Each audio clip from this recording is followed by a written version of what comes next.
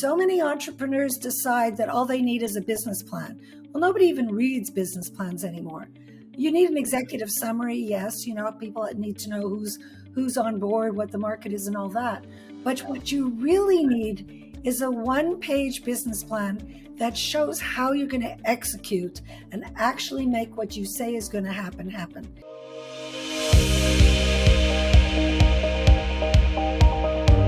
Hey, welcome back to another episode of the Growth and Scaling Podcast. I am so pleased today to invite my guest, Frumi, to the stage to talk about her growth and scaling journeys. Frumi, tell us who you are and what do you do? Well, I consider myself to have a portfolio career. What that means is I do more than one thing. I've been a lifelong entrepreneur. So right now I spend my time advising CEOs, which is different than coaching, because I've got the learning, the experience, and that equals the wisdom that gives me that opportunity. I'm also the co-founder of a couple of companies. One is a pet technology company. Another is a music company. I'm a growth OG. I spent a lot of my time growing businesses as well as participating in the scale-up community and studying the EOS community. And currently, I founded the Barr Business School, which I'm just thrilled about. It as a special school for entrepreneurs to learn everything you don't learn in school. Awesome. Well, that's almost everything. That's right. That's right. An MBA and a PhD is in my background, but I can tell you that I created my courses for the old me. The younger me, shall we say. I love it. Well, I can't wait to put in the title of this podcast, the OG Growth. What did you call yourself? I said I was a growth OG. The Growth OG. I love it. This is perfect. So Frumi, tell us though, tell us about the beginnings. What got you involved in entrepreneurship? Because clearly you have a strong academic background, but prior to the academia, what did you do to really know and understand growth in business? Oh, Todd, I lived it. That's what happened. So my original degree is in physical therapy. And I was invited by a patient. That's what everyone does. Yeah. So I was invited by a patient to tour his factory because the physical therapists in Montreal, where I lived, were on strike. And I had so many ideas. I don't know where they came from. I have a great imagination.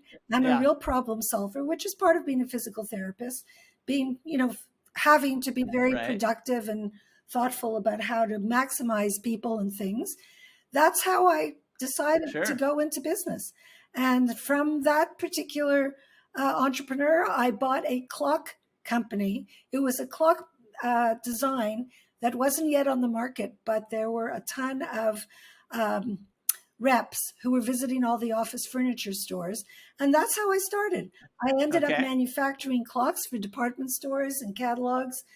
And just from there, I've had maybe 5 very fast growing businesses, which people always want to grow. But when you grow with your hair on fire, it's not fun. Very true. Very true. Now explain that, because a lot of people listening to the show want to have their hair on fire and growing.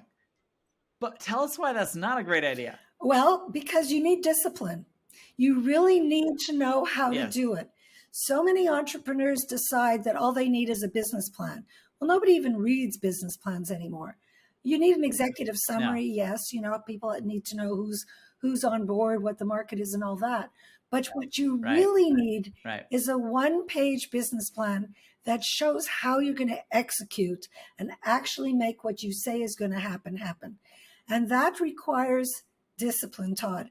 It requires a cadence of meetings. It requires what I call 4 12-week year plans. And everyone needs to know what it's all about. So it involves daily stand-ups, weekly strategy meetings, monthly meetings, quarterly meetings, annual meetings. And they're very precise meetings. They're not just grab a cup of coffee and let's get around the table. They have a very precise agenda to keep moving the company forward. I love it. Honestly. So that's what it takes. Well, honestly, I think you're hitting the nail on the head. Most founders, when they're, especially during launch mode, is kind of like, I'm going to do anything in my power to launch this business. And they start releasing products and offers that really weren't what they set out to do, but they do it anyway because it's generating revenue. But then they kind of get themselves into this mode where they are launched. They've got a small team. They're thinking, okay, we're generating revenue, but we're kind of all over the place. How does implementing a system help them? And what do you do to teach people how to do this? Well, I've been a member of many teams to do this. Yeah. So there's two ways to do it. You either have an EOS implementer or a scale-up implementer. Right. Or what I love to do is teach someone within the company what to do. Right. And so one person is the designated growth, let's call them the manager of growth. I love it. Because ultimately, small companies can't afford someone like me. Right. Maybe they can if they're funded well, right? If they're funded really well. Yeah. Most of the time, they need to learn the disciplines. That could take 3 months, let's say. And then they can do it on their own if someone is in charge of that. Right. If no one's in charge of that, it just doesn't happen. Right. And how are you going through this training process? I mean, what are you teaching this? First of all, let me just say, I love that concept of taking someone existing in the company, because let's face it, they're probably less overhead and they kind of know what's been going on, so they can see for themselves what probably needs to change. Is this typically someone who's not the founder, or tell us who you like to select? Like, what does that look like? It's probably not the founder. So I'll tell you a story that's much better. So Yeah, love it. My pet technology company was in Kansas City. We moved there because that's the center of the animal health corridor. And so in January we moved there in 2019, the end of the year. It's a big deal because Silicon Valley company moving to Kansas City, the governor got involved, everyone was involved. So in January, my two co-founders, who happen to be married, said, we need an office now because otherwise we're going to kill each other. And I said, that's not in the plan. We said we would discuss that in Q2 and we would make that happen in Q3. And we had a big battle.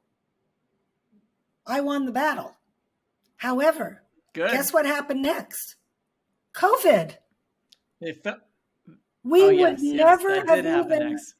would not have even moved into our new digs. We would have had a 5-year lease. And you could say, yeah, you could get out of your lease, but no, that costs a lot of money. You don't just get out of the lease. It's not even moral. So that's the benefit of having an execution plan. Because somebody in the company can say, what is the business case for making this change? Right. It's not that a plan is rigid. It's just that every 12 weeks, you decide on your priorities. You talk about them every week, how you're advancing towards the goal line. And then you do it again for the next quarter.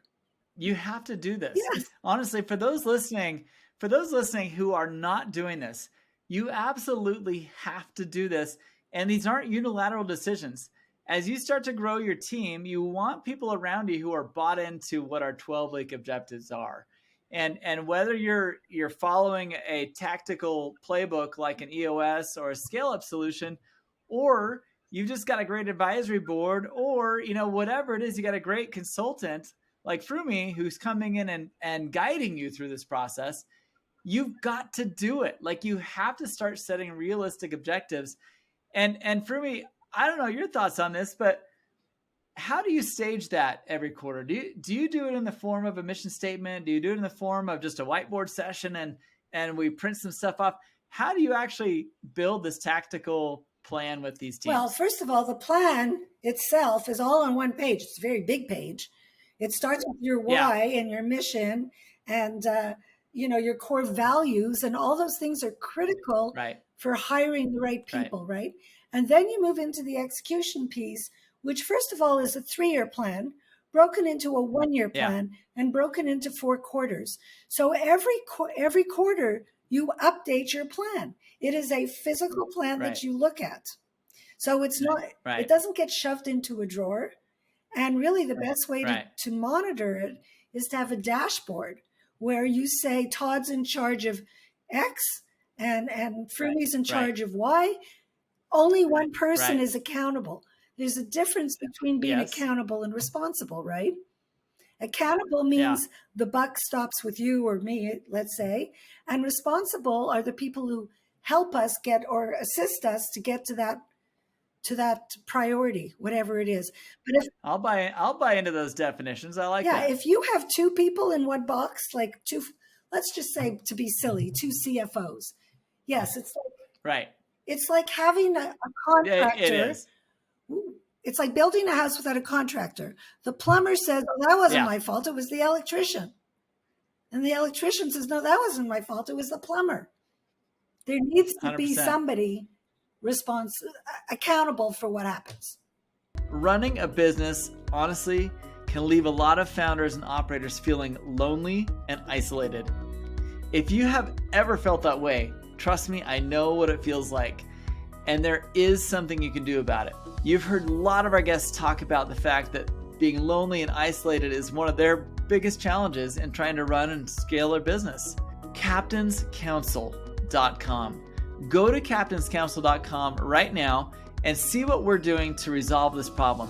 We want you to be a strong operator who has solutions and has a way to get around the challenges you're currently facing. What most founders don't understand is that you're not alone. The challenges that you're facing, likely somebody else has already overcome, and they can give you the feedback you need to overcome them. Who better than your peers, other founders, other operators who are joining with you in a small group setting, a global community setting, as well as at our in-person events to guide you through these challenges that you're facing right now. Don't give up, keep on pushing, but do it with some good advice from your peers. Go check it out at captainscouncil.com and let me know what you think about the offering. We can't wait to see you there. Agreed. I couldn't agree more. So when you sit down with a new client, or when you about what stage of the game are you coming in to these groups, and how are you helping them? Because honestly, like, I look at your profile, and those that haven't looked at Frumi's profile on LinkedIn, it's phenomenal. I mean, the fact that she's built a program.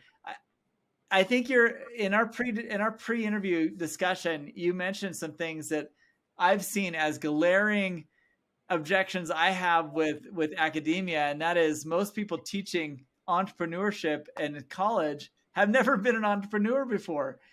Whereas, what have you kind of done different to cater your program, to cater your client type into something you can help them with? Well, first of all, I hate the word help. I got to tell you that. My word Okay. is equip. I equip entrepreneurs with the tools they need to succeed. So a year and a half ago, I founded the Barr Business School. And we have at the moment 9 courses with 140 videos, all self-directed. Every course has a quiz at the end and a certificate of completion. So let me give you an example. The first course is entrepreneurship and leadership. How do you set up your business? What's your why? Yeah. How do you hire? Everything you need to know. How do you develop an entrepreneur's mindset? Okay. Right. So then there's a course on people and culture. All the things, how do you deal with conflict on a team? Everything you need to really create a good culture. Then strategy, execution, cash management, data management, time and energy management. And our 2 new courses are communication skills, and my current favorite, which is the path from failure to success. Love it. Did you ever read Think and Grow Rich? I've read bits and pieces. Yes. I'm very familiar with the theme. Well, what's great about that book is that Napoleon Hill studied failure and success for 25 years. So if you could spend 25 years studying it, I could listen to it a few times. Right. So I know how people fail and I know how people succeed. And that's my goal in the school, to help people, equip people to succeed. So from your perspective, because you're teaching people kind of from start to finish of that launch and into growth mode, where do you see the biggest discrepancy of those that launch and fail and those that launch and actually get into a growth mode? Well, if you have a fixed mindset, that's when you fail. Love it. You have to have a growth Agreed. mindset. So when you have a growth mindset, you actually see opportunities when they come up. So I'll give you an example of that. So my son is the CEO of a very large cannabis company. I won't say his name or the company, but they do significant size, okay?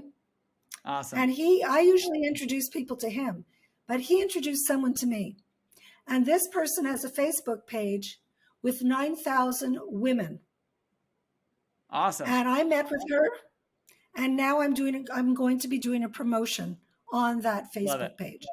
Now, if I would just say, oh, I'll get to it when I get to it, it wouldn't happen. So a real entrepreneur knows that when they're given an opportunity, they jump on it. They don't procrastinate. You have to kick the ball down the road every day. Yes. And that's what a growth mindset does for you. If you have a fixed mindset and you say, well, I've got a plan, I'm going to stick to the plan. You can't do that because plans sometimes have to flex. We saw that best during COVID because think of the restaurants that said, oh, I'll just wait it out. They're gone. The ones 100%. Who decided to have curbside service right away, they're still with us, right? They made it. They made it. They made it. That's the perfect example of how an entrepreneur needs to think. Agreed. And I think those listening, survival is part of the equation, but strategy and planning is so much more. And I love how you emphasize that so much in your growth theory, because you can't ever plan for COVID to happen. But because you had a strategy in play, the strategy didn't really change for those restaurants. I want to produce delicious food for people who love Thai. Or they have this mindset of, I still want to provide this service. Now, the way that they provided it changed a little bit. Mm-hmm. But their plan and their strategy did not change. They still had their recipes. They still had their service quality. They still had all these things. They only changed the delivery method, which didn't mean they had to rechange their entire mindset or mission of the business, right? And I think that what you're teaching is so universally accepted because you're teaching the strategy. They have these 12-week increments where you are setting goals. And if something happens like a COVID, guess what? You reevaluate, you keep with your mission, find a new way to execute, and you're still going. That's right. Because you're not waiting to the end of the year. You're on it every day. Right. And what that does, one of the biggest problems in companies is communication. Well, when you have a regular cadence of meetings, like a daily stand-up, for example, you're always communicating. And it doesn't even matter if you're remote, because when you're remote and you have a daily stand-up, then everybody knows who's doing what and it creates a camaraderie. It creates a team, a real team. Agreed. Now, tell me what that looks like to you, though, because if I've got, say, less than 20 employees, that could look different than a call with a group of 50 to 100, than a company with 100 to 1,000. How do these stand-up meetings look in your strategy as you help people build these up? Because I, too, agree that these are so powerful to build that team. Who should be on these calls? Is it everybody? Is it 10 minutes? Is it an hour? What do you look like? It's 5 minutes. Let's say there's a leadership team of 8. Leadership. Yep. So there's the accounting department, there's the marketing department, there's the operations department, etc. Right? So everyone's reporting on what's going on, what's happening. It's not reading your calendar. It's what's going on. What are the opportunities? Where are you stuck? Now, if you're stuck, you deal with it offline or you deal with it in your weekly strategy meeting. Now, the accounting department can have their own stand-up meeting. And it takes place the same time, the same hour every day. And the best time is 5 minutes after the hour. So let's say it's 5 minutes after 8. The reason for that is everyone will start looking at their watch at 8 o'clock and they'll be on time. Right. So that's a really good strategy to get everyone there at the same time. It's literally 5 minutes. That should be easy for anybody to do. And then if they're stuck, you're not going to find out about it a week later. We don't have time to be stuck. Not if you're a startup, right? So it doesn't matter how many departments you have or how many people you have. The curious thing is, sometimes when I go into a company and I say, what team are you on? To someone, let's say in the C-suite, they'll say, I'm on the accounting team. And I'll say, no, you're not. You're on the leadership team. You're accountable for the accounting team, but you're on the leadership team. You can't do a budget in a company if you're not on that team, if you're only looking out for your marketing team or your accounting team. So that's the philosophy. All right, now let's take a step back, because we've spent a lot of our time kind of addressing that startup, early growth mode stage companies. I've had a lot of guests on this podcast who are business operators. They weren't necessarily the founder, but they've jumped into a 10-year-old company or a 15-year-old company, and they have kind of taken over operations, some of them from within, some of them who just came in as the CEO. What do you see as those initial game-changing things that they need to do to put the business back in a growth mode? Okay. Well, the first thing they need is a roadmap. And sometimes when I have that kind of a client, I talk to everyone, let's say in the C-suite or the leadership team, call it what you like. And I say, what are your expectations of Sharon or Joe? Right. What would you do differently if you were in charge? Right. Wow. Do I get a dump? So I get all this information that I take back to that new CEO, and I say, here's what I heard. Let's create a roadmap that satisfies what your COO wants, what your CFO wants, what your CMO wants. Let's create that. And here's some of the ideas they came up with. Why don't we look at them and see what'll work? And that's the best way to onboard someone from inside or outside or whatever. It doesn't really matter. I love it. I love it. This has been so good. I honestly, I love this conversation, and I love people like you who have been the ones to be in charge of that growth and scaling, but also you've been around long enough to develop an actual strategy and adopt things from different strategies that are out there on the market and kind of build your own processes, which I think is fantastic. And I think, I'm assuming, Frumi, you're going to give me some info, some links to where people can go to look into this, into your Barr Business School program and things like that. Who do you recommend take these programs? Oh, absolutely. So I'm going to give you a special code so that anybody who wants to start with the Entrepreneurship and Leadership program can have it for free because of your podcast, and a 50% discount for the two courses, the communications course and the path from failure to success. But if your people finish the Entrepreneurship and Leadership course with that code, they take the quiz, they get the certificate of completion, they can earn another free course. Wow. Very cool. How about for you? I wasn't expecting that, but I love that. I love that. Yeah.